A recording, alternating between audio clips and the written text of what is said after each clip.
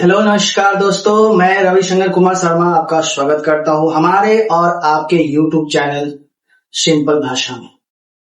ठीक है, तो जैसा कि आप देख पा रहे हो हमारे बोर्ड के पीछे, देखो एडिटिंग फिडिटिंग तो हमको करने नहीं आता है, जैसे है वैसे मैं आपको बतला रहा हूँ। ठीक है, आपको सिर्फ पढ़ने से मतलब है।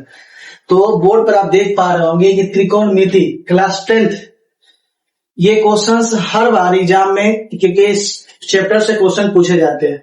ठीक है, ये क्वेश्चन पूछने का तरीका जो होता है वो काफी थोड़ा सा अलग टाइप का होता है। विद्यार्थी हमारे भाई बहन जो भी हैं वो बनाते जो जरूर है, बट कहीं ना कहीं जाके इस क्वेश्चन में आते आते फंस जाते हैं। अब नतीजा ये होता है कि या तो वो जहां पढ़ते हैं वहां सही नहीं समझ पाते, या फिर उनको फॉर्मूला की दिक्कत होती है। और त्रिकोणमिति एक ऐसा चैप्टर है कि अगर इसमें फॉर्मूला अगर आप दिमाग में नहीं रखते हैं तो भाई मेरे ये चैप्टर आपसे बनने वाला भी नहीं है। ठीक है, तो इस चैप्टर को जरा ध्यान से आपको समझना। मैं इसमें बेसिक लेवल से आपको लेके चलूंगा, वन शॉट ही रहेगा, एक ही बार में इसको खत्म करेंगे। ठीक है, लेकिन कोशिश करेंगे कि एक बार में जब खत्म करेंगे तो कुछ हद तक आपको लेके चले, ताकि ये थोड़ा सा लंबा चलेगा। मैं कोशिश करूंगा कि इसको ज्यादा से ज्यादा आपको डीपली लेके जाओ।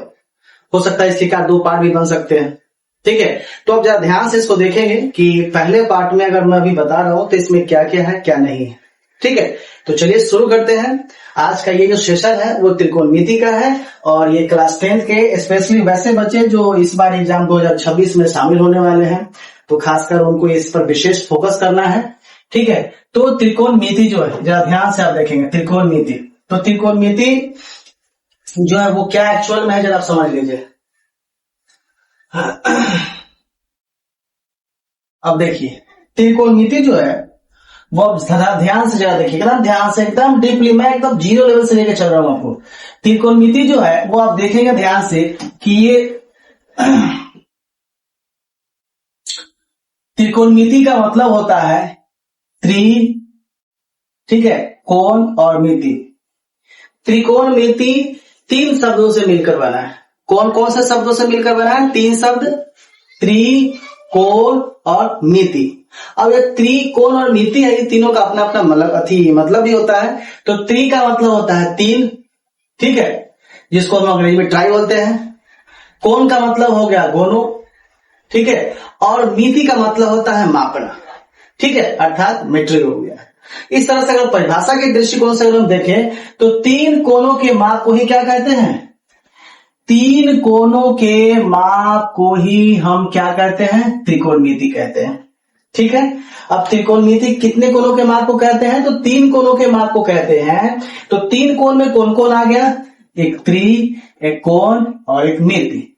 ठीक है, अब देखेंगे इसका एक और तरीका से परिभाषा आप दे सकते हैं। किस प्रकार हम व्यापक रूप से यदि त्रिकोणमिति की परिभाषा दिया जाए तो क्या होगा कि त्रिकोणमिति गणित की वह शाखा है जिसमें त्रिभुज की भुजा, ठीक है, एवं कोणों के माप, त्रिभुज की तो भुजा लेना ही है, प्लस उसके कोणों की माप तथा उससे संबंधित प्रश्नों का हल करते हैं, उसे क्या कहते हैं? त्रिकोणमिति कहते हैं। बात समझ में आ गया? त्रिकोणमिति गणित की वह शाखा है जिसमें त्रिभुज की भुजाओं, कोणों की माप तथा उससे संबंधित प्रश्नों को हल करते हैं, उसे क्या कहते हैं? हम त्रिकोणमिति कहते हैं। बात समझ में आया? त्रिकोणमिति का मतलब समझ में आ गया आपको? ठीक है, अब त्रिकोणमिति का मतलब जब समझ में आ गया तो जरा ध्यान से देखेंगे।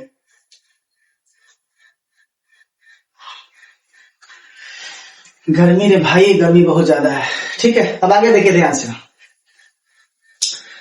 तो ध्यान से देखेंगे, जब हम लोग त्रिकोणमिति के बारे में हम लोग समझ गए, तो त्रिकोणमिति जो होता है वो ध्यान से देखेंगे कि त्रिभुज के तीनों कोणों के माप को ही कहते हैं, तीनों कोणों के माप को ही कहते हैं। ठीक है, अब देखेंगे कि त्रिभुज के भुजा के आधार पर, ठीक है, त्रिभुज के भुजा के आधार पर भी त्रिभुज को 3 भागों में बांटा गया। किसके आधार पर? ये भुजा के आधार पर। अब जरा ध्यान से देख लेंगे, भुजा के आधार पर त्रिभुज के कितने भागों में बांटा गया है? 3 भागों में। तो भुजा के आधार पर पहला हो गया समबाहु त्रिभुज, दूसरा हो गया समद्विबाहु त्रिभुज और तीसरा हो गया विषमबाहु त्रिभुज। समबाहु त्रिभुज की यदि परिभाषा दी जाए तो मैंने यहाँ पर बजाबते से आपको लिख दिया है, आप चाहे तो लिख सकते हैं, नहीं तो समबाहु त्रिभुज की परिभाषा अगर ठेठ भाषा में देना हो तो ऐसे दे दीजिएगा,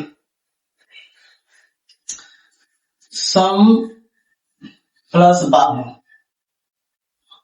तो सम देखो ध्यान से, सम का मतलब होता है समान, समान कहिए या कथी कहिए, बराबर कहिए। और बाहु का मतलब होता है भुजा। किस में कह रहा है, तो त्रिभुज में कह रहा है। तो जिस त्रिभुज की सभी भुजा क्या हो, समान हो या फिर बराबर हो, उसे क्या कहते हैं, समबाहु त्रिभुज कहते हैं। सम बाहु, तो सम का मतलब समान और बाहु का मतलब भुजा। सम बाहु, तो जिस त्रिभुज की सभी भुजा आपस में क्या हो, बराबर, उसे क्या कहते हैं, समबाहु त्रिभुज कहते हैं। क्लियर हो गया। अब आगे चलते हैं हम लोग समद्विबाहु की त्रिभुज की तरफ। तो समद्विबाहु त्रिभुज का मतलब क्या हो गया कि प्रोसेस वही रहेगा कि सम का मतलब समान, द्वि का मतलब दो और बाहु का मतलब भुजा। जिस त्रिभुज की दो भुजा आपस में क्या हो, बराबर हो, उसे समद्विबाहु त्रिभुज कहते हैं। बस ये तो बहरहाल छठा सातवां की बात है, तो आप तो उसे भी आप याद कर सकते हैं, लेकिन यहाँ और जिक्र हुआ है तो हम आपको बतला दे रहे हैं। विषमबाहु त्रिभुज की कोई भी भुजा आपस में बराबर नहीं होती है। तो आप इतना ध्यान में रखेंगे कि त्रिभुज में जो होता है वो भुजा के आधार पर भी 3 प्रकार होता है और कोण के आधार पर भी 3 प्रकार होता है। ठीक है, टोटल 6 हो गए प्रकार त्रिभुज के। किसके किसके आधार पर, भुजा के आधार पर और कोण के आधार पर। तो फिलहाल हमने आपको बताया था भुजा के आधार पर, अब हम लोग चलेंगे कोण के आधार पर। कोण के आधार पर अब देखिए ध्यान से, अब कोण के आधार पर भी त्रिभुज के 3 भागों में बांटा गया है। पहला कौन हो गया, समकोण त्रिभुज। ठीक है, पहला समकोण त्रिभुज, दूसरा न्यून कोण त्रिभुज और तीसरा अधिक कोण त्रिभुज। अब समकोण त्रिभुज की यदि हम बात करें तो समकोण त्रिभुज में ध्यान से जरा देखेंगे, कुछ इस टाइप का होता है। समकोण त्रिभुज अगर हम बनाए तो जिस त्रिभुज का एक कोण कितना डिग्री का रहेगा, 90 डिग्री का रहेगा। तो जिस त्रिभुज का एक कोण 90 डिग्री का रहेगा उसे हम समकोण त्रिभुज कहते हैं। और दूसरा क्या है, न्यून कोण। जिस त्रिभुज का एक कोण 90 डिग्री से कम रहे, देखो 90 डिग्री से 90 डिग्री प्रॉपर रहेगा वो समकोण हो जाएगा। 90 डिग्री से कम रहेगा, 60 डिग्री, 30 डिग्री, 45 डिग्री रहेगा, ये आपका न्यून कोण हो जाएगा। बात समझ में आया कि नहीं है। न्यून कोण हो गया 90 डिग्री से कम वाले कोण, यानी 0 से लेके और 90 डिग्री के बीच वाले जो कोण होते हैं, माने उससे छोटा जो उसके बीच में आएगा वो आपका न्यून कोण हो जाएगा। ठीक है, और खासकर 90 डिग्री जो होगा वो समकोण हो जाएगा। और उसी तरह से अधिक कोण का मतलब हो गया कि जिस त्रिभुज का एक कोण 90 डिग्री से क्या हो, अधिक हो। तो 90 डिग्री का अधिक का मतलब होगा इस तरह से, ऐसे ले लेंगे आप कि मानो कि 180 डिग्री हो गए। सपोज मान लो कि जिस त्रिभुज का एक कोण 90 डिग्री से क्या हो, अधिक हो, वो आपका अधिक कोण हो जाएगा। जिस त्रिभुज का एक कोण 90 डिग्री से क्या हो, कम हो, उसे न्यून कोण कहते हैं। और जिस त्रिभुज का एक कोण 90 डिग्री प्रॉपर हो उसको क्या कहते हैं, समकोण त्रिभुज कहते हैं। आई होप आपको त्रिभुज की भुजाएं बराबर, भुजा त्रिभुज के भुजा और कोण दोनों के बराबर आपको प्रॉपर जानकारी मिल चुकी है। तो हम लोग अब आगे बढ़ते हैं और देखते हैं कि किस तरह से क्वेश्चंस कैसे कैसे डील करना है। चलिए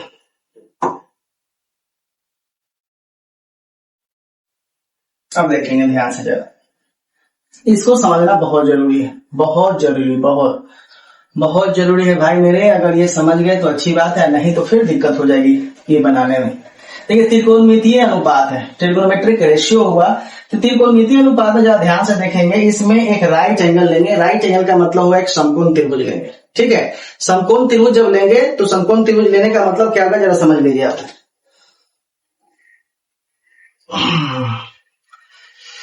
हाँ देखिए समकोण त्रिभुज ध्यान से जरा देख लो, ये एक ये समकोण, मानो यहाँ का चित्र ये ले लो, एक चित्र हो गया आपका 1 और ये चित्र हो गया आपका 2।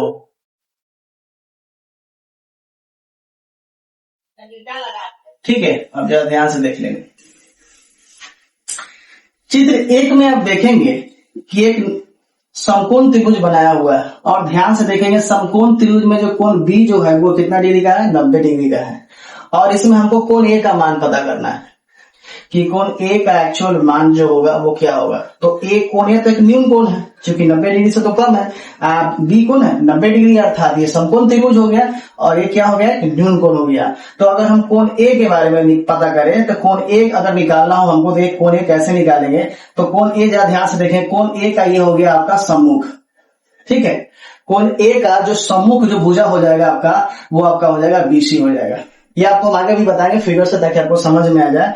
और इसका संलग्न जो होगा भुजा होगा आपका कोण ए का संलग्न भुजा ये वाला होगा, ठीक है। उसी तरह से अगर हम सी का निकाले तो सी का सम्मुख आपका ये हो जाएगा, ये, ठीक है। और इसका संलग्न जो होगा भुजा वो ये हो जाएगा। आपको कुछ हम इस तरह से समझाते हैं, जरा आप समझिए। मान लीजिए कि एक राइट एंगल हम ले लेते हैं,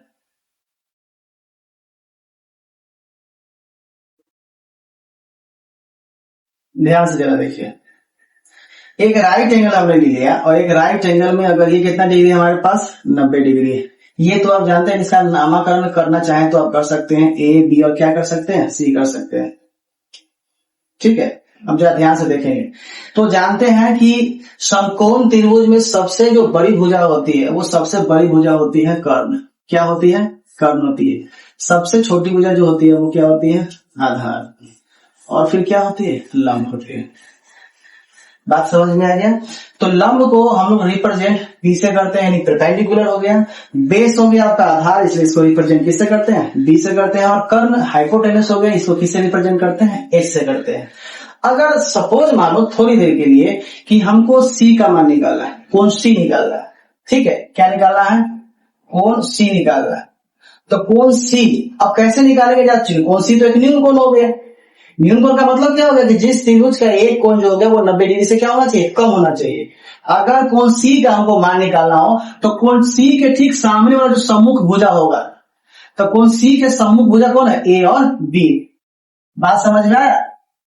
और इसका संलग्न जो भुजा हो गया, जो संलग्न मतलब इससे लगा हुआ, यानी सी से लगा हुआ है, ये हो गया और एक ये हो गया, तो इसका संलग्न भुजा तुम्हारा ये हो गया। क्या हो गया, BC। बात समझ में आ गया। अगर हमको कोण सी का मान निकालना हो, सिर्फ कोण सी का, ये कोण सी का मान निकालना हो तो कोण सी के लिए सिर्फ सामने वाला भुजा ये आपका लंब का काम करेगा और ये सब आधार का काम करेगा। लेकिन अगर गलती से हमको सी न निकाल के, ठीक है, सी न निकाल के अगर समकोण त्रिभुज में हमको मान निकालना हो किसका, बी का, ये ए ला, ये सी हो, आई का थी लो, बी ले, हमको बी का मान निकालना है, ठीक है। तो कोण बी का मान निकालने के लिए तो बी का जो सम्मुख भुजा, सम्मुख का मतलब होता है सामने, तो बी के सामने आपका ये हो गया। तो मान किसका निकालना है, कोण बी का।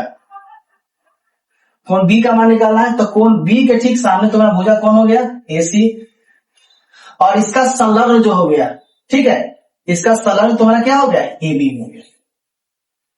बात समझ में आया। हमेशा याद रखिए किसी भी समकोण त्रिभुज में लंब आधार इधर उधर हो सकता है, परंतु कर्ण कभी भी बदलता नहीं है, वो जैसे है वैसे ही रहेगा। अगर ये तो कोण बाह्य आधार कोण सी और कोण बी की हमने बात किया,